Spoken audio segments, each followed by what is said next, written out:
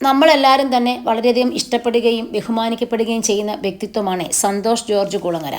ഞാൻ അദ്ദേഹത്തിൻ്റെ ഒരുപാട് ഇൻ്റർവ്യൂസ് കണ്ടതിൽ നിന്ന് എനിക്ക് പല കാര്യങ്ങളും മനസ്സിലായിട്ടുണ്ട്.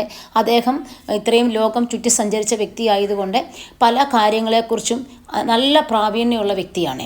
അദ്ദേഹം നമ്മുടെ വിദ്യാഭ്യാസ സമ്പ്രദായത്തെക്കുറിച്ച് പറയുന്ന കാര്യങ്ങൾ നമ്മളെല്ലാവരും വളരെ ശ്രദ്ധിക്കണം.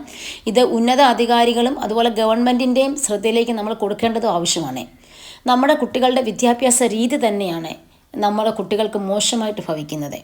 വിദ്യാഭ്യാസം നമ്മുടെ കുട്ടികൾ സ്കൂളിലേക്ക് പോകുന്നത് ശരിക്കും സന്തോഷവാനായിട്ടാണോ നമ്മൾ ചിന്തിക്കേണ്ടിയിരിക്കുന്നു. അതായത് 1-ാം ക്ലാസ് LKG കൊണ്ടാക്കുന്ന ഒരു കുട്ടി തൊട്ട് 10-ാം ക്ലാസ് വരെ പഠിക്കുന്ന ഓരോ കുട്ടിയും ഹാപ്പിയായിട്ട് അവർ സ്കൂളിൽ പോകുന്നുണ്ടോ എന്ന് ചോദിച്ചാൽ അവരൊട്ടും ഹാപ്പിയായിട്ടല്ല സ്കൂളിൽ പോകുന്നത് നമുക്ക് തുറന്നു പറയേണ്ടിയിരിക്കുന്നു. അവരെല്ലാവരും എടുത്താൽ പൊങ്ങാത്ത എന്തോ ലോഡ് തലയെ കയറ്റി ഇങ്ങനെ പോകുകയാണ് നീണ്ട 10 വർഷം 12 വർഷം. അവരാരും ഇത് ഇഷ്ടപ്പെട്ട് ചെയ്യുന്നില്ല. ഏത് കുട്ടികളോട് നമ്മൾ എടുത്ത് ചോദിച്ച് നോക്കിക്കോ, കുട്ടികൾക്ക് സ്കൂളിൽ പോകാൻ ഇഷ്ടമാണോ എന്ന് ചോദിച്ചാൽ കുട്ടികൾ ഇഷ്ടമല്ല എന്ന് തന്നെയാണ് പറയുന്നത്. അതിന് കാരണം കുട്ടികൾക്ക് എൻജോയ്മെൻ്റ് ഇല്ല.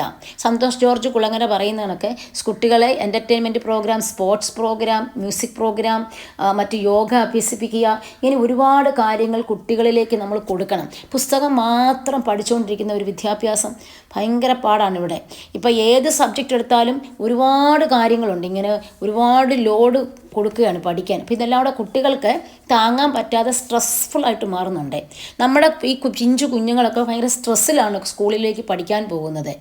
കാരണം അവർ നോക്കുമ്പോൾ ഒരുപാട് കാര്യങ്ങൾ അവരുടെ തലയിൽ കിടക്കുകയാണ്, ഹോംവർക്കുകൾ. ഇപ്പം രാവിലെ ഉദാഹരണം പറഞ്ഞാൽ രാവിലെ 7:30 വീട്ടിൽ നിന്ന് പോകുന്ന ഒരു കുട്ടി 3-3:30 വരെ സ്കൂളിൽ, 4 മണിയാകുമ്പോൾ വീട്ടിലെത്തുന്നു. അത്രയും സമയം അവർ സ്കൂളിൽ സ്പെൻഡ് ചെയ്യുകയാണ്. അത് കഴിഞ്ഞ് കിട്ടുന്ന സമയം വീണ്ടും അവർ ട്യൂഷന് പോകുന്നു. പിന്നെ അത് കഴിഞ്ഞ് വീട്ടിൽ വന്ന് വീണ്ടും പഠിത്തം.